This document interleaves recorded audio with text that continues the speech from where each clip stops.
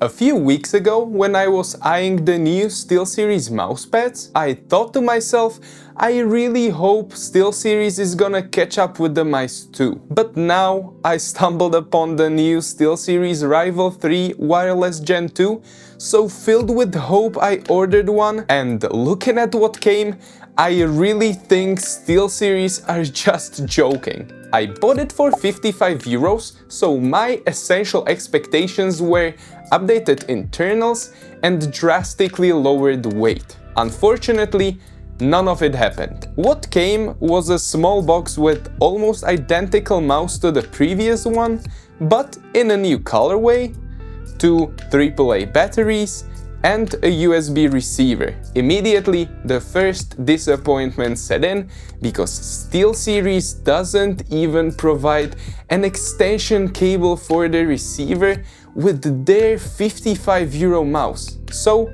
if your PC sits under the desk or a bit further away, tough luck, you'll have to improvise. Anyway, let's go straight into the part about batteries. Previous version had 2 AAA battery slots, so I was hoping this one would at least have one centered, but no. Again, this is a stupid decision because having 2 slots on either side makes using only one battery, let's say, suboptimal, because it just tilts to the heavier side, which is not great for gaming. I won't even go into a rant about AAA batteries themselves, because I understand there are a handful of people that like this option, but the weight of it without, or even worse, after putting in the batteries is just the nonsense.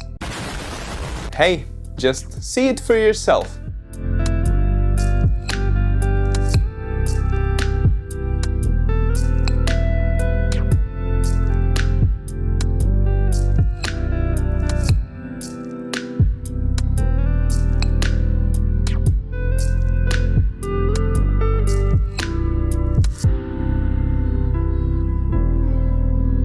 The weight is, in my opinion, just atrocious, but yeah, you might be a big fan of carpal tunnels. Let's just continue. The insides. In this section, I basically have nothing to say because SteelSeries just said to themselves that they have so good of a mouse that it doesn't need any improvements whatsoever, so they kept it as it was. After 5 years of innovation in the field of gaming mice, in the world where any regular Joe has at least a $30 Chinese higher-end copy of something, SteelSeries just decided not to innovate, or even catch up. I would only get mad continuing this rant, so let's continue with the shape and coating. Coating is just a regular plastic with some texture, but it's fine anyway. It's kinda grippy, so I wouldn't stress that. It's still a brick, so you won't be lifting it a lot during gaming, and still, if you will, I wish you good luck, because not only it slam clicks from time to time, it's so not up to date that it's still set up in a way that any unwanted clicks after putting it down will get registered. You might say that this is the correct way, but no, better mice filter out those clicks because they're called unwanted for a reason. Screw that, let's go shape. I always liked the Rival 3's shape. It's a very comfortable shape for either claw or even palm grip. It's comfortable to hold. For claw, it has nice support, and that's why it's unfortunate that they're not trying harder with it. The buttons are also pretty much okay. Most importantly, they're well tensioned across the whole button.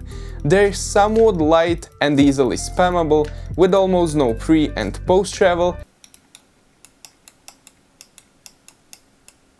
And you'll also find no button wobble at all. Scroll wheel is to me a bit looser, even though the steps are noticeable and defined.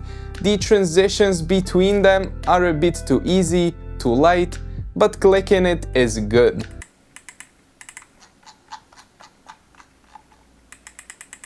Side buttons are the biggest miss. A lot of pre and post travel. They're tiny and on top of that not very well placed, so clicking the front one isn't so easy. There's also a DPI button, but that one is simply DPI button. And one more good thing is the build, which I wouldn't expect to be any other way, because it's 90 grams. On the bottom, there's one more update to this second gen, and that's this transparent bottom piece, which is cool, but whatever. There's also a Bluetooth and 2.4 GHz switch and skates. Skates are okay, they glide okay, even though they could be a bit thicker, but they're definitely not the worst part of it. That one goes to the gaming experience. In my opinion, in this day and age, mice around 75 grams are still fine, don't get me wrong. If you can benefit from the higher weight and therefore higher stability, you can still perform fine and fast with this higher weight. Why not? Unfortunately, that doesn't include this new SteelSeries Rival 3 wireless Gen 2, which not only is heavy, but also lacks innovation. Aside from other things, the sensor is so far back, which doesn't help at all. Yes, you can still play with it.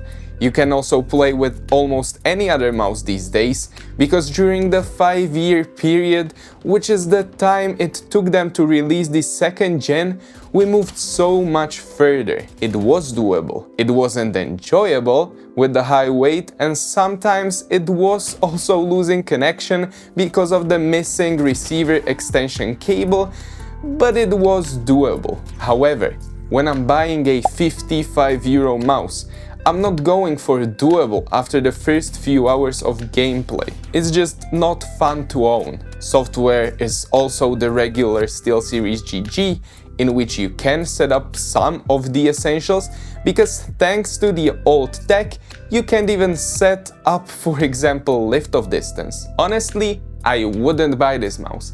I also wouldn't buy a Logitech's G305, but if I had to choose, I'd still pick the G305 anyway. There are so many options nowadays on the market which are the same or even lower price than this. Don't get caught up in the big names and continue your search. Maybe even check out another video on this channel. And if you like this one, don't forget to like and subscribe.